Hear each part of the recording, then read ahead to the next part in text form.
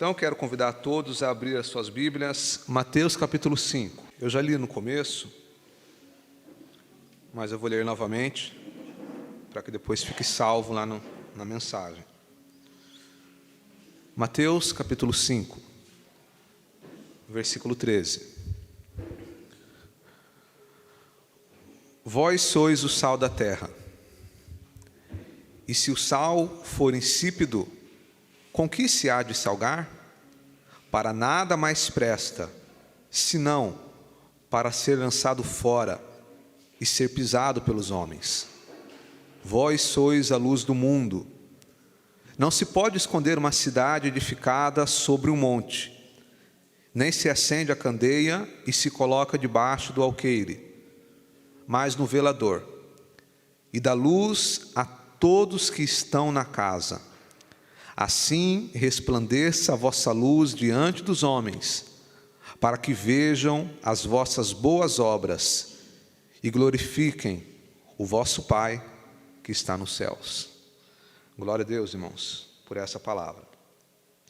Nós estamos nessa série de mensagens sobre o Sermão do Monte. Até a semana passada, nós estávamos meditando nas bem-aventuranças. E a partir de hoje, nós vamos dar continuidade. E hoje, nesse pequeno trecho, do versículo 13 ao versículo 16, nós iremos falar sobre sal da terra e luz do mundo. Todos nós, como cristãos, temos uma responsabilidade diante de Deus.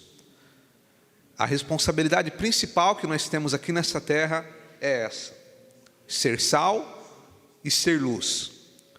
Nós precisamos ter a consciência dessa responsabilidade, porque a obra mais importante que nós podemos fazer para Deus não é aqui dentro da igreja.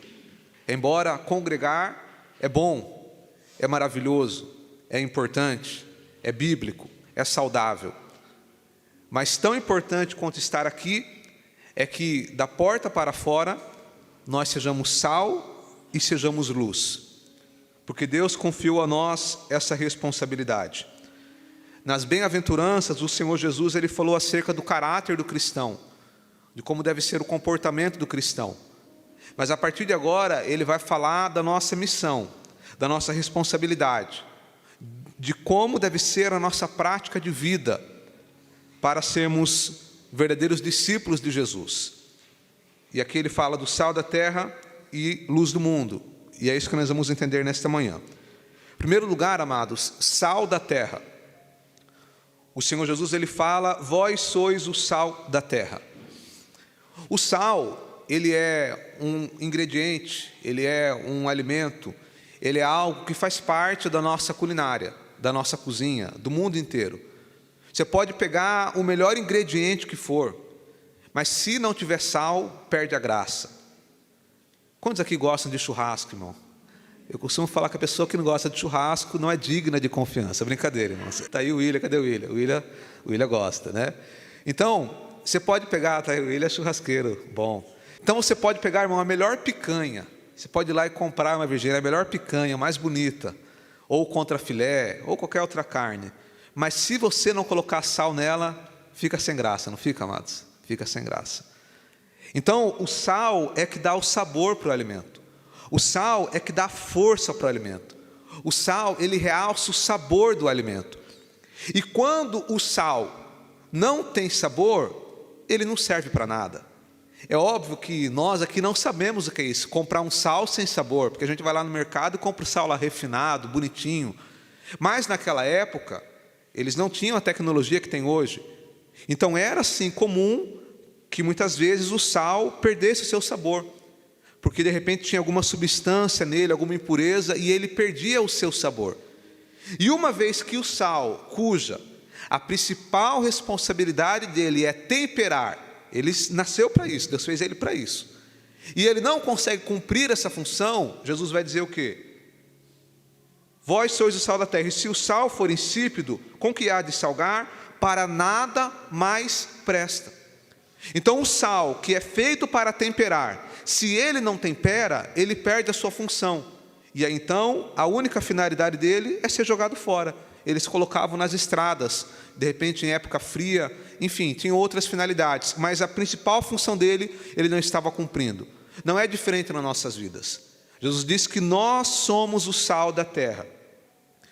Quando ele fala do sal da terra, ele está dizendo aqui algo muito sutil, amado, que o cristão, o verdadeiro homem de Deus, a mulher de Deus, o jovem de Deus, quando você realmente tem um compromisso sincero com Deus, aonde você chega, você faz a diferença. Assim como o sal, que você pode fazer uma panelada de comida, mas você não vai lá e coloca meio quilo de sal. Você coloca uma colherzinha de sal. Você coloca uma pitada de sal. E uma pitada de sal é suficiente para temperar todo aquele alimento. Mesma coisa somos nós. O cristão verdadeiro, geralmente, ele é minoria. Então, aonde você chega, a maioria das pessoas que estão ali, na maioria das vezes, não tem compromisso com Deus. Mas mesmo você sendo minoria, se você cumpre o seu papel, você vai temperar aquele ambiente. Você vai fazer a diferença. Você vai ser luz em meio às trevas. Então o sal, ele não precisa ser em grandes quantidades, mas uma pequena quantidade de sal é suficiente para transformar um alimento. Mesma coisa é o cristão. Aonde você chega, mesmo que você seja minoria, mas se você cumprir o seu papel, você vai fazer a diferença naquele ambiente. O interessante, amados, é que quando nós olhamos para o Brasil, 70% dos brasileiros se dizem cristãos. Quer dizer o que, Silvio? Se eu sair aí na rua e perguntar para as pessoas qual é a sua religião, ele vai dizer: eu sou cristão. Pode ser católico, pode ser evangélico, pode ser qualquer outra coisa, mas 7 a cada 10 pessoas vão dizer que são cristãos. E aí eu faço a pergunta: se o nosso país é um país cuja maioria das pessoas se dizem ser cristãos, por que então que o nosso país é um país com tanta corrupção?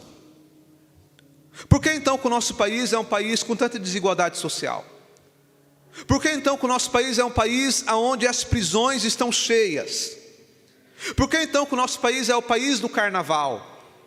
Não é um país onde a maioria é cristão? E nós estamos vendo aqui que uma minoria de cristãos fazem a diferença. E embora aqui no Brasil, teoricamente, nós sejamos a maioria, mas na prática, o Brasil é um país que está cada vez mais se perdendo. E a explicação para isso é simples. É que, embora a maioria nas estatísticas seja cristãos, eles até são cristãos, mas são cristãos que não cumprem o seu papel. Ou seja, até são sal, mas é um sal sem sabor. É como o sal que você olha lá para ele, ele é sal, ele tem cara de sal, mas quando você experimenta, ele não salga mais. Mesma coisa, quando eu sou um cristão que não faço a diferença, eu posso até dizer que eu sou cristão, eu posso até ir na igreja, eu posso até ter uma cruz no peito, eu posso até ser religioso, mas quando eu não cumpro o meu papel, eu sou um sal sem sabor. Jesus disse: sal insípido.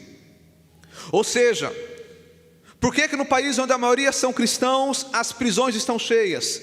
Eu te garanto que se você for agora numa penitenciária e entrevistar os presos que lá estão, deixa eu te perguntar uma coisa, independente da sua vida hoje, no que você crê? Eu te asseguro que a maioria que vai estar lá, ele vai dizer: eu creio em Jesus Cristo. Uma grande parte que está lá vai dizer: eu cresci na igreja, eu ouvi a palavra. E ele até diz: eu até creio em Jesus, mas a prática de vida dele levou ele até lá. E eu não estou aqui para julgar, estou apenas dizendo que mesmo sendo maiorias cristãos, eles estão lá na cadeia, porque desobedeceram a lei.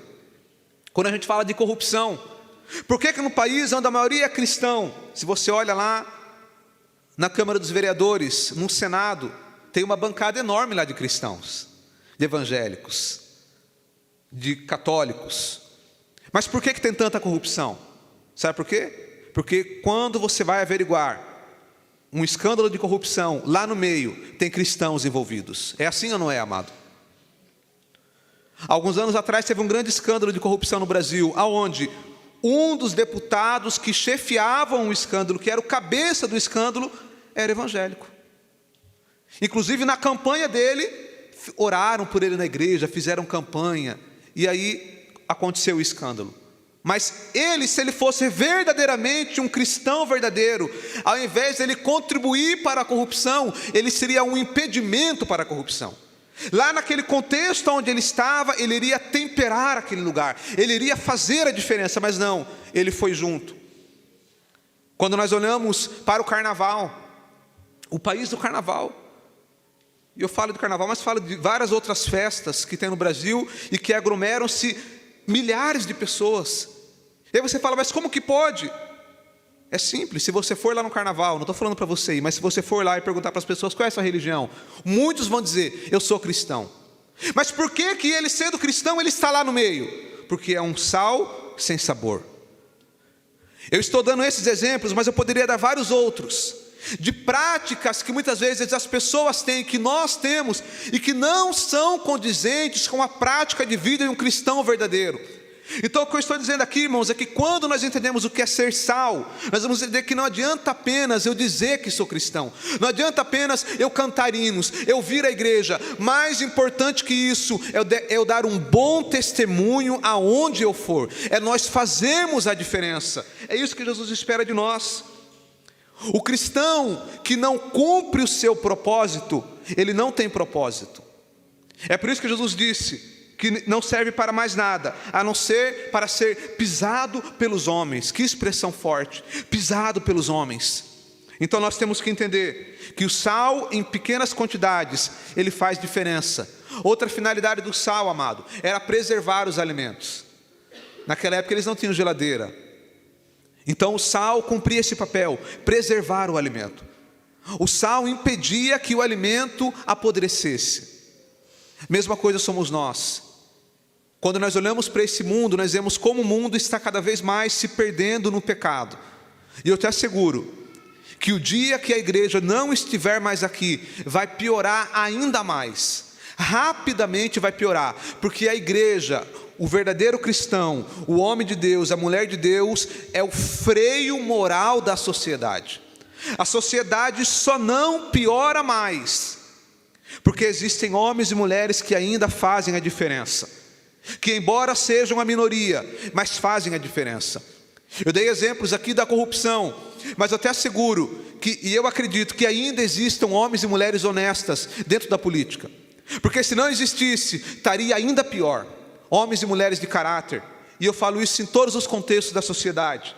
Então nós temos o dever de preservar moralmente, é o freio moral. O cristão é aquele que, quando a sociedade vê algo errado e fala, isso daí é assim mesmo, esse mundo está perdido, não tem o que fazer. O cristão fala, não, eu não me conformo com isso, eu não aceito com isso. Senhor Jesus, muda essa história. O cristão, ele vai mudar, ele vai se posicionar, mas ele não vai se conformar com o mundo, porque nós somos sal.